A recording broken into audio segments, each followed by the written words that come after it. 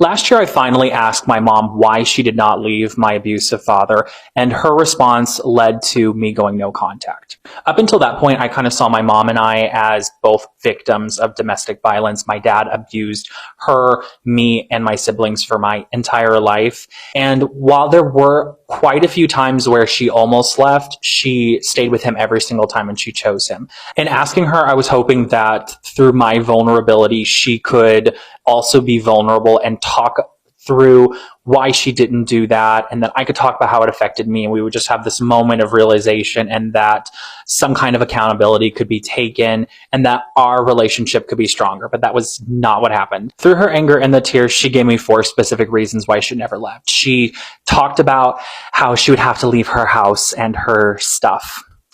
She talked about how she had her home there. She'd have to leave that, at least for a time. She talked about how she would have to get a job, and she didn't want to do that. And my mom was a stay-at-home mom, so she hadn't worked outside the home for quite some time, even though she did have a trade and a skill before she got married. And she wanted to be a stay-at-home mom. That's what she wanted to do. And she talked about how it would be really difficult for her to do that, and she did not want to get a job. My mom also mentioned that when she got married, she made a vow that she was going to stay married to my father, and she made that promise in front of all these people and in front of God, and she was going to stick to that, even though she was being abused and we were being abused. She also talked about her pride, and all these people that were at her wedding would find out that she got a divorce and that she'd have to admit that she married the wrong person. That would be very shameful for her. And while I do understand these things as an adult, because these are legitimate things, the thing that really upset me was not one time did she think about us. All of those reasons that she listed were about herself. And I don't even know that she ever considered how this would affect us. Yeah, she might have lost her house, but I lost the place where I was supposed to feel safe, the place I could go to feel unconditional love and feel like where I was and the people that were there were safe people to be around.